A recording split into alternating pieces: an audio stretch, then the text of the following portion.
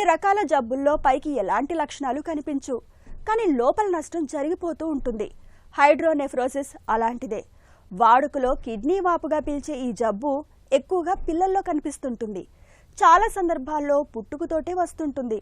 మూత్రం తక్కువగా రావడం, మూత్రం పోస్తున్నప్పుడు మంట, మూత్రం ఆపుకోలేకపోవడం, తరచూ మూత్రనాళ ఇన్ఫెక్షన్ల వంటివి పిల్లల్ని బాగా ఇబ్బంది పెడుతుంటాయి.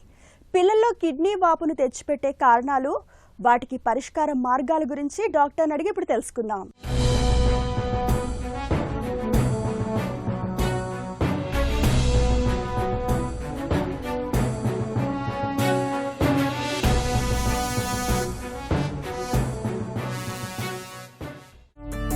హైడ్రోనెఫ్రోసిస్ అంటే ఏంటి?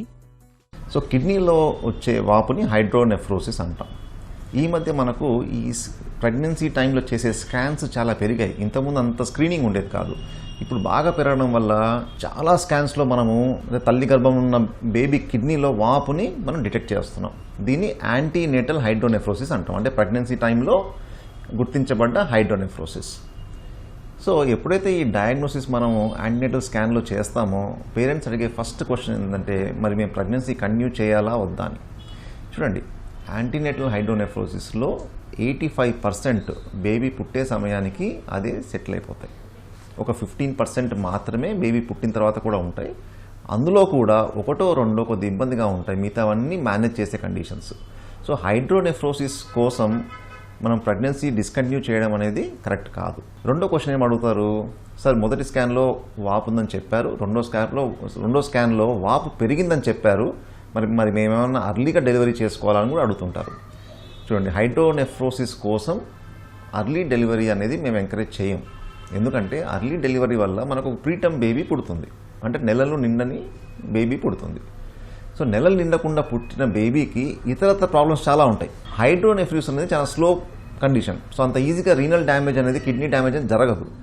సో మనకు ప్రీమెచ్యూరిటీ అనేది పెద్ద ప్రాబ్లం. అందుకే మనం అర్లీగా డెలివరీ చేసుకోవాల్సిన అవసరం లేదు, వెయిట్ చేయొచ్చు. అంటే టర్మ్ పూర్తిగా నెలలు నిండిన తర్వాత డెలివరీ చేసుకోవడం బెటర్. పిల్లల్లో కిడ్నీ వాపు ఎందుకు వస్తుంది? సో కిడ్నీలో వాపు రావడానికి సింపుల్గా చెప్పాలంటే, యూరిన్కి వెళ్ళే దారిలో ఎక్కడ అడ్డున్నా కిడ్నీలో వాపు వస్తుంది. మరి ఎక్కడెక్కడ అడ్డు ఉండొచ్చు? కిడ్నీ నుంచి మనం బయటకు వచ్చే ట్యూబ్ని యూరేటర్ అంటాం. యూరేటర్ అనేది కిడ్నీ నుంచి యూరిన్ని కిందికి తీసుకెళ్తుంది. సో ఎక్కడైతే కిడ్నీ ఈ యూరేటర్ జాయిన్ అవుతాయో ఆ ఏరియాలో బ్లాక్ ఉండొచ్చు. లేదా యూరేటర్ కిందికి వచ్చి ఎక్కడికైతే బ్లాడర్ని జాయిన్ అవుతుందో అక్కడ బ్లాక్ ఉండొచ్చు. లేదా బ్లాడర్ నుంచి యూరిన్ బయటకు వచ్చే దారిలో బ్లాక్ ఉండొచ్చు. అలా రకరకాల ఏరియాలో బ్లాక్స్ వల్ల యూరిన్ ఫ్రీగా వెళ్ళకపోవడం వల్ల కిడ్నీలో వాపు అనేది ఏర్పడుతుంది. కిడ్నీ వాపు ఉన్నప్పుడు ఎలాంటి లక్షణాలు కనిపిస్తూ ఉంటాయి? సో కిడ్నీలో వాపు ఉన్నప్పుడు ఈ మధ్య కాలంలో అయితే చాలాసార్లు పెద్దగా సిమ్టమ్స్ మనం గమనించట్లేదు. యాంటీనేటల్ హైడ్రోనెఫ్రోసిస్ ఉన్న వాళ్ళకైతే ఫాలోఅప్ స్కాన్స్లో తెలుస్తుంది. లేదా ఇతరత్ర కారణాల కోసం, అంటే కడుపు నొప్పి కోసమో ఇంకో ఏదో రీజన్ కోసమో మనం స్కాన్ చేసినప్పుడు యూజువల్గా స్కాన్లో బయటపడుతుంది. ఇది కాకుండా కొంతమంది పిల్లలకి యూరిన్ ఇన్ఫెక్షన్ రావడము, లేకపోతే ఇంకా అడ్వాన్స్ స్టేజ్లో స్టోన్స్ ఫామ్ అవ్వడము, ఇంకా అడ్వాన్స్ స్టేజ్లో బీపీ రావడము, ఇట్లాంటి లక్షణాలు కూడా కొన్నిసార్లు గమనిస్తూ ఉంటాం. మరీ లేట్ అయితే మనకు కిడ్నీ అనేది ఒక చిన్న కణితిలాగా కడుపులో గడ్డలాగా తెలుస్తూ ఉంటుంది. ఇలాంటివి కూడా మనం చూస్తూ ఉంటాం. కానీ ఈ మధ్య కాలంలో స్కాన్స్ అనేవి బాగా ఎక్కువ జరుగుతున్నాయి కాబట్టి సిమ్టమ్స్ అనేవి రాకముందే మనం స్కాన్లో గుర్తిస్తున్నాం. పిల్లల్లో కిడ్నీ వాపు ప్రమాదకరమా? సో ఎప్పుడైతే హైడ్రోనెఫ్రోసిస్కి ట్రీట్మెంట్ చేయించకుండా మనం అలానే వదిలేస్తే ఈ వాపు అనేది క్రమంగా పెరుగుతూ ఉంటుంది. ఈ వాపు పెరిగే కొద్దీ ఆ వాపు కిడ్నీలోకి చేరి కిడ్నీ అనేది పల్చబడుతూ ఉంటుంది.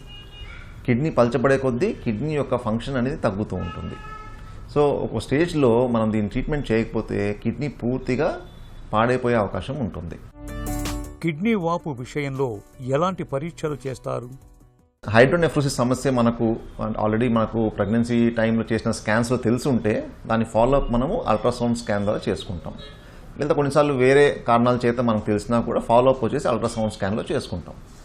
అల్ట్రాసౌండ్ స్కాన్లో ఎప్పుడైతే ఈ వాపు క్రమంగా పెరుగుతుందని తెలుస్తుందో ఒక స్టేజ్లో మనము న్యూక్లియర్ స్కాన్ అని టెస్ట్ చేస్తాం. ఈ న్యూక్లియర్ స్కాన్ మనకు యూరిన్కి వెళ్ళే దారిలో అడ్డు ఏ మేరకు ఉంది, ఆ యూరిన్ వెళ్ళకపోవడం వల్ల ఏర్పడిన వాపు వల్ల కిడ్నీ డ్యామేజ్ ఏ మేరకు ఉందో తెలియజేస్తుంది.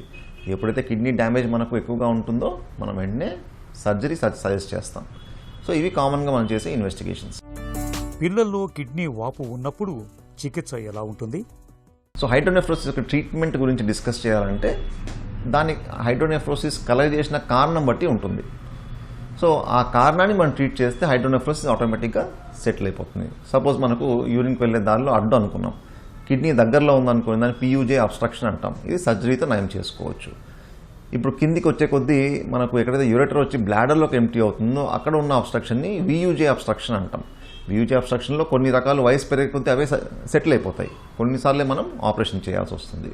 అలా బ్లాడర్ నుంచి బయటకు వచ్చే దారిలో ఒకసారి పొరలు అడ్డు ఉంటాయి. ఈ పొరలు కూడా మనం సిస్టోస్కోపీ పద్ధతిలో కట్ చేసి ట్రీట్మెంట్ చేస్తూ ఉంటాం. సో అలా కారణం బట్టి ట్రీట్మెంట్ మనం ప్లాన్ చేసుకోవాలి.